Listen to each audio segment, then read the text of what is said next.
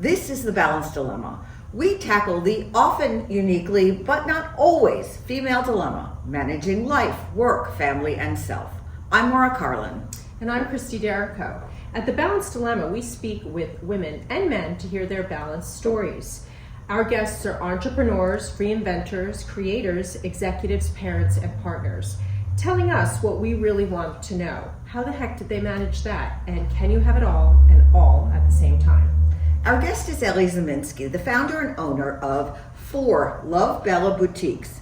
And we're doing this interview in her Larchmont, New York store, the village where Ellie first established her boutique 20 years ago. So Ellie, how did a then unmarried woman from North Carolina come to build a small fashion chain, primarily in the Westchester County, Fairfield County, Connecticut area 20 years ago, and then get married and start a family and raise a child and expand the business? Sounds like a tongue twister. Yes, and I am struggling with it. All of that at once. Yes. Okay. Right. So I think, everybody when they're little, they kind of dream of moving to the Big Apple. So my dad is from New York, actually, in the Westchester area, Hastings-on-Hudson, and my mom is from Massachusetts. So when I was born in Boston, and when I moved to North Carolina when I was 5, I used to walk around with an I Love New York bag. And I told my mom that when I grew up, I was moving to New York. So actually the name of my corporation is Heading North, Inc., because that was always a goal. And I said to my mom when I first opened the store, what reminds you of me but doesn't have my name in it? And she's like, you've always wanted to head north. So the reason I picked Larchmont is because I've always wanted to be part of a small community. And Larchmont just has, if anybody knows Larchmont, you know that it's just a special community. And I really mean that from the bottom of my heart. I've been all over Westchester, a lot of the towns, and they're all beautiful. But Larchmont has a particular sort of charm and friendliness and family community. So, being a small business owner, I wanted to be in a community where I could develop relationships with people and not be in like a touristy area or a big city. I just wanted like that family feel. I got a question. Did you do market research? How did you know this wonderful quality of our little town? Actually, I just came here for lunch. I had a friend that worked locally in town, and we would meet at restaurants and walk around and have coffee, and I just thought it was just adorable. Was fashion always your destiny? Was that your thing? Never. Oh, I got it here. Never. School, not for fashion? Not for fashion. I went to school for sociology. I minored. Which helps when you're trying to sell things to people. 100%. I minored in criminal justice. And then I went on a path of kind of just trying to figure out where I was in my 20s. Like most people, I read The Quarter Life Crisis. I was 25, didn't know where I fit in, no longer part of a university, no longer part of a team. And I kind of bounced around a little bit in corporate and just didn't feel like it was my niche. So I moved over to the hospitality industry, and that's what really kind of grew my interest in working with the public, working with clients, developing rapport and relationships.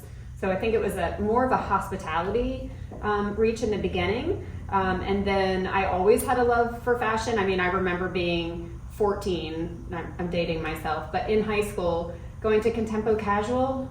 Do you remember that Yes. store? I don't, but... So we would play dress up and model, and my dad would yell at me, So it was always a passion that I had, but nothing I ever considered working in.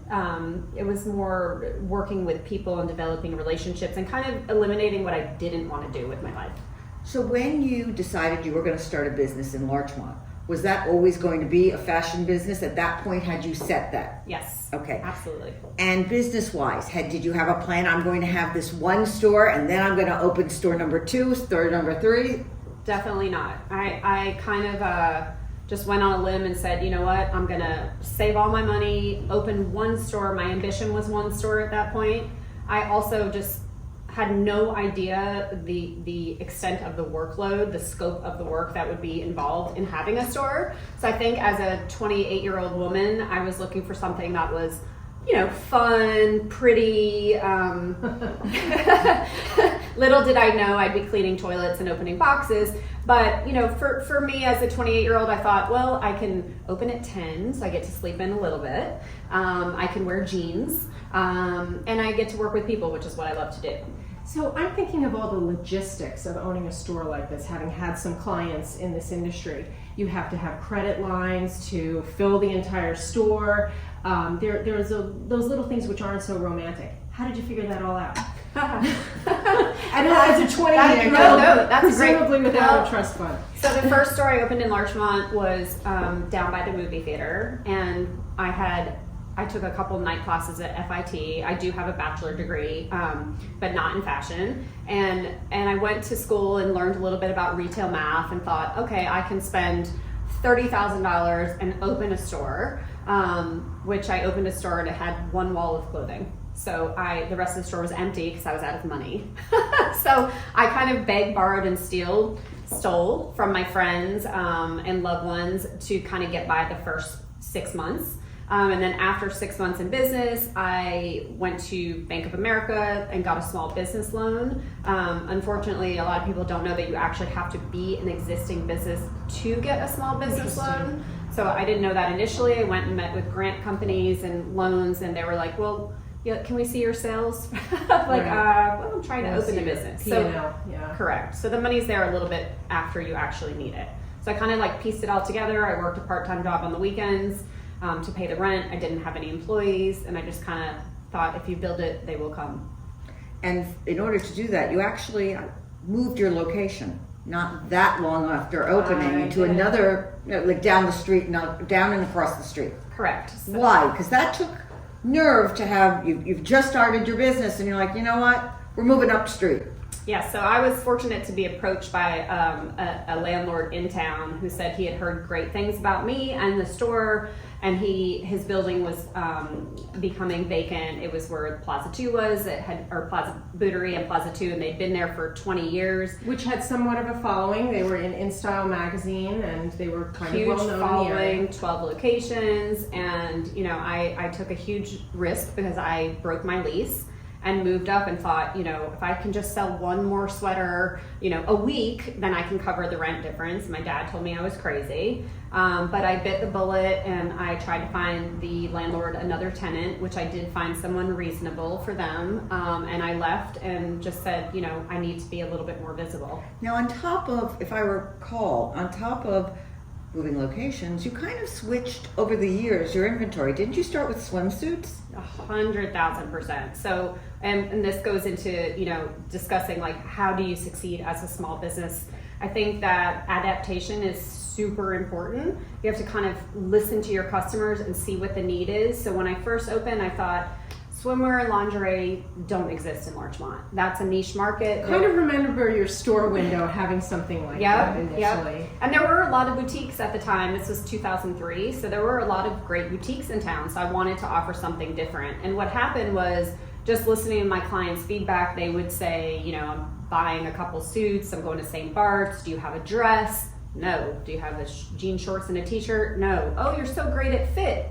Why don't you sell jeans? It's just like, kind of the natural progression of the store became people really wanted to buy resort wear and other things. And through the suggestions of the clients, I realized that there was a market there to have other options for people that were going on vacation.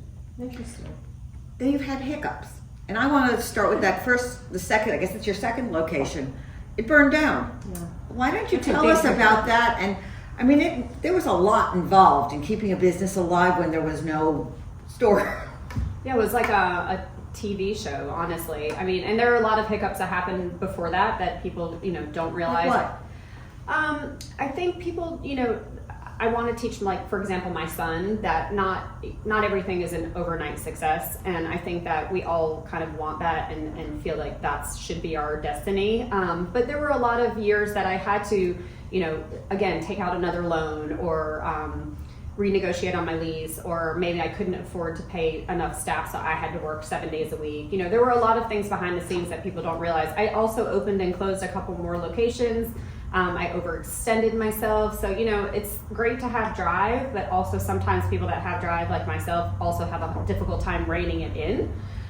So learning that balance and learning to know, like, hey, if I go for it, am I going to be successful, or am I going to, kind of crush myself? How do you look at the ones where you had to close them? Do you look at them as failures or learning experiences or something else?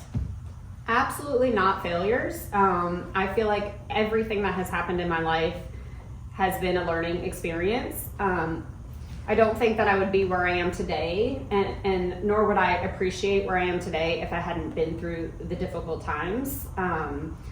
So yeah, they all taught me to persevere, to work hard, to change it up, and back to what we were talking about earlier about adaptability and listening to the consumer. I think in business, you cannot have a my way or the highway approach. You have to really say, like, here's what the consumer is telling me. This is not Ellie's closet. This is not Ellie's store. This is, what does this person want? What you have to listen to your audience. So a lot of people, I think, that do try to go into this industry have a difficult time understanding that they're not just buying for themselves. Go ahead. The fire. That's exactly right. Okay, so It's a cliffhanger. So yes, you're right. I'm sorry. So let's see. I got married, and my son was 6 months old, and I got a call. Maybe 3 months old, breastfeeding in the middle of the night, scrolling through Facebook in my little chair with my little newborn. And I saw a client tagged me on a Facebook post and said, "Hey Ellie, I hope your store's okay," with a burning building. And I honestly was so sleep deprived, as a new mom absolutely knows, that I laughed and just kept scrolling. I really, honestly, I didn't realize it was my store. I thought, oh gosh, that poor person's store in Larchmont. No, it's not me, that customer. And I fed my baby and I went back to bed. So it was a tough morning when I woke up and found 20 calls from the police department and the fire department, and that was like a very difficult period to go through. And you lost all of your inventory. I lost all my inventory, and the worst part is that I was 28 at the time, 29, and when I first opened, so my insurance was completely underinsured, as we all try to not cut a little corner here and there, maybe not pay a crazy premium, but also not really educated to know that every year as you grow and develop, you should take a look at your policy, which is one of my pieces of advice to any new business owner, is absolutely make sure that you are overly insured, because the things that you think are never going to happen sometimes do. So that was a crazy difficult period. I had immense support from the Larchmont community, which says a lot about Larchmont itself. So how did you get through it? How did I get through it? So I got to spend a lot of time with my son, which was amazing, and I would never take that back for a million years. But I decided to open a pop-up shop. So I did a couple events in town, and I contacted some customers and clients, and they were very supportive. I opened a 2-month pop-up shop on the other side of town, and then I started working part-time for Beauty Counter, which was an at-home business for moms. And I reached out to a lot of people. A lot of people reached out to me because they were really super supportive, a lot of clients, and I did events and parties at their home. I have to ask, so now we're in an age where, we have our sign here, please, tag us, follow our show. There was a time when people didn't even realize capturing emails on your client information was something you had to do. It sounds like you were ahead of the curve with that. Did you, from early on, collect your client information so you could talk to them, or? I did not. Honestly, I had probably 100 clients in my phone. I did not start off with a proper register or computer system. I built personal relationships, so I had, clients' phone numbers that I could text directly and say, like, hey, how are you? We're having this event. And again, because of the fire, which was just a huge event, a lot of people reached out to me to see what they could do, and it was kind of, I think, a way for people to support me without giving a financial donation. They could say, hey, come to my house, and I'll bring my friends over, and we can So you were support doing parties? you. Yes, I was doing parties. How did the vendors respond? Were they helpful, or they're like, oh, too bad? In the beginning, they were a little bit helpful. Over time, some of the vendors just didn't want to participate in a pop-up event, so it was touch and go for a little while. So how long did it take you to open a new shop? 2 years. Took 2 years. So I was kind of enjoying being home with my baby, working part-time, and my husband said, you need to get a job. For real. So I thought about what my options were as someone who had worked in fashion for a really long time, and my options were to go work in the city, be a VIP of a denim company in sales, and not see my son, not be on the 5 a.m. train, come home at 8 o'clock at night, or open my own store again. And for a while after the fire, I kind of thought that retail in the small, brick and mortar was on its way out. So I was nervous. I thought maybe this happened as a blessing in disguise. People are shopping online. Maybe I just need to go get a job, where I don't have to worry about all these things at night and I get a paycheck. But what turned you around on that? The response that we had with the pop-up shop was outstanding. We really pull in style for people. So I think the difference between shopping online and not having someone encourage you to try something that maybe you wouldn't have tried before is huge. The reaction to the pop-up shop was so strong that I decided to give it one more shot and come back to Larchmont full time. It sounds like a lot of the success was based on the relationship that you have created over years with your customers.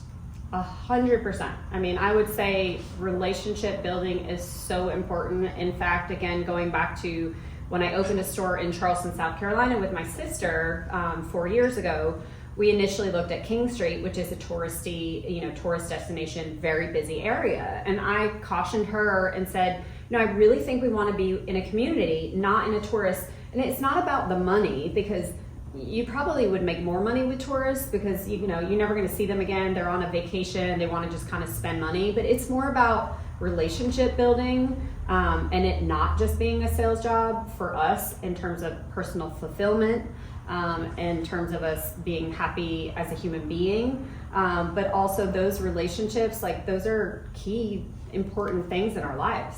That is your niche. Right. Drawing women in.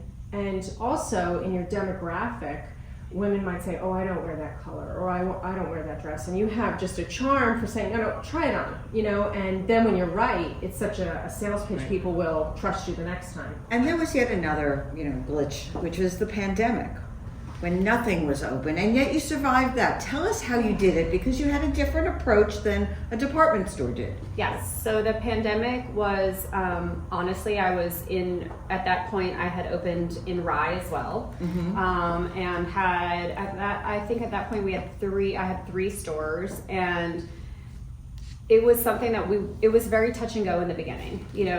I didn't want to pursue people personal shopping or private shopping outside of a business in a time where people were dying and super sick, so I honestly just kind of laid low, and at that point I thought I'm just going to go out of business, and it started with a couple of clients reached out to me, and that just shows the relationship building and relationships that I have with my clients, and they said, hey, I'm so depressed and sick of sitting at home. Would it be weird if could I book a personal shopping appointment with you? So that actually kind of turned into a business where I was running, probably about 50 clients a month to their homes. And bringing merchandise for them to try. Absolutely. And at that point, I did not have a website. Because, I initially thought, who am I to compete with the Bloomingdale's? I'm never going to be a presence on the internet to compete with these huge department stores. So why is it important? My customers are local. I don't need a website. I can't afford to necessarily put $100,000 of inventory in a warehouse to keep for a website. So I have a question. In your experience, what has been more important? Having a website or Instagram or Facebook? But I imagine it's the first two. Or both. I think Instagram is something we've newly dabbled into, and the website. During the pandemic, I was literally taking photos of clothes on myself. Good thing you're a great model. Thank you. And sending it to clients, sending them pictures of myself in an outfit, and then I would say, thumbs up what you like. I'll drop it off. You've got 3 days to try it. Let me know. But you were driving around. I was driving around with the baby in the back seat. Yeah, 100%. Stop crying. We'll stop in a minute. Like garment bags and everything was preserved. People didn't want to let me in their homes, so I would leave it on their porch. And so it went from that to realizing that I did need to build a website, that people, although they were local, they kind of wanted to like kind of see what was online. So in terms of what has been really successful, I think our biggest success point is word of mouth, and also the fact that, you know, we are so honest with our clients that when you go out and you wear something, you're going to get compliments and people are going to ask, where did you get that? You know, I don't want to sell somebody something that their friends are going to be like, who sold you that? You know, so I mean, all of it encompassing, the website's pretty new, but it drives a ton of traffic to the site, not necessarily in sales, but in terms of visits.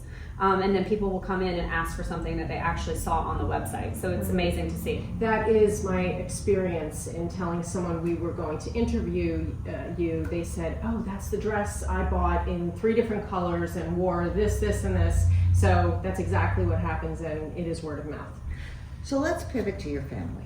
Okay, you do have a son, and you have a husband, and you are out a lot. You're here with us in the evening. You do events in the evening. I see you bringing boxes of clothing. I mean, it's really a more than full-time job.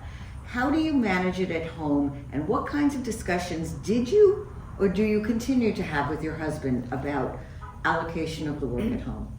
So I'm fortunate enough now to have like an amazing, incredible partner who respects my job, believes in me, and is super supportive in all, you know, he has his own line of work as well, but he supports my dreams and just understands that, you know, I'm a business owner and I am never really off. Okay, but let's get nitty gritty, because Okay. lots of spouses do Okay, that, okay. but you know, there are, you know, someone's got to take the kids to the doctor, do the food shop. I mean, we could go on through the list. And laundry, and you know, we've interviewed Eve Rodsky, who's written a book called Fair Play, about all time is created equal, and allocating all those responsibilities among the home. What do you and your husband do? I think in the beginning we argued a little bit.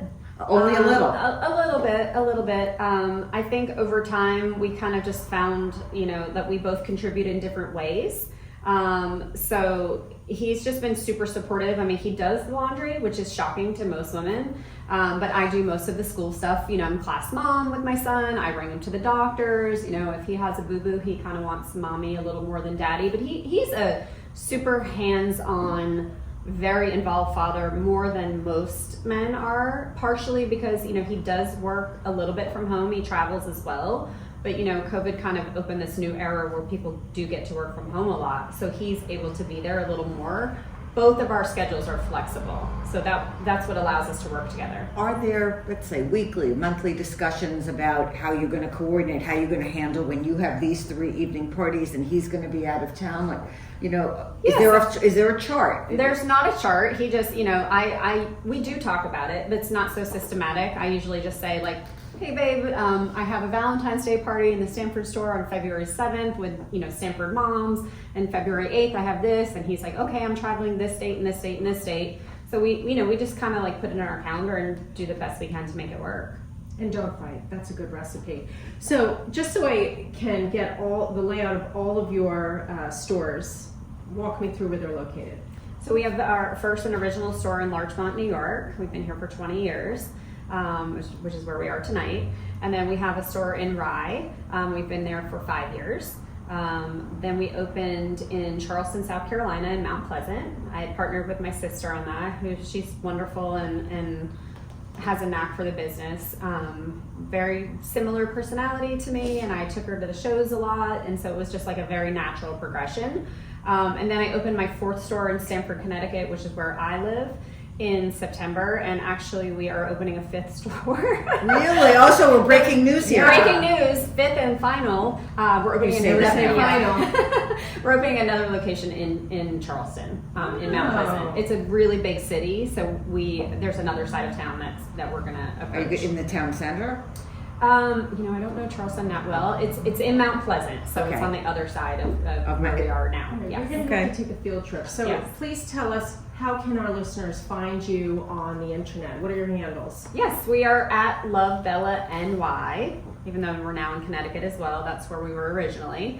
And our website is shoplovebella.com. And then you can visit any one of our stores, you know, in Larchmont, Rye, Stamford, or Mount Pleasant. But you'd be surprised how many people go into the Charleston store and meet my sister and say, I live in Rye, or I live in Larchmont, I know your sister. Very cute. Well, we have to ask you, our theme question is, can you have it all and all at the same time? You know, yes, I think so. I think you can have it all. I think you have to be realistic on what all means to you and kind of redefine that. I don't think all means money, fame, and fortune. I think when you have to define what's important to you, you know, having love and life and friends, and like you guys say, it's all about balance. So I try really hard to, you know, work, but have my one night a week with my pickleball girlfriends, my one night a month with my book club friends, my date night with my husband. I mean, it's not perfect, of course. And work is such a major part of your life. It's great to love what you do, and I do. I love what I do. But yeah, I think you can. It just depends on, you know, what's important to you, I think. Well, this has been so interesting. I've really enjoyed it. For our listeners, we can be found at thebalancedilemma.com, where they can find links to all of our shows. And I'm Christie Derrico. Ellie, you are a real inspiration. Thank you for telling us your story. Thank you for having me. And I'm Maura, Carlin. Thanks for listening. Look out for our YouTube channel.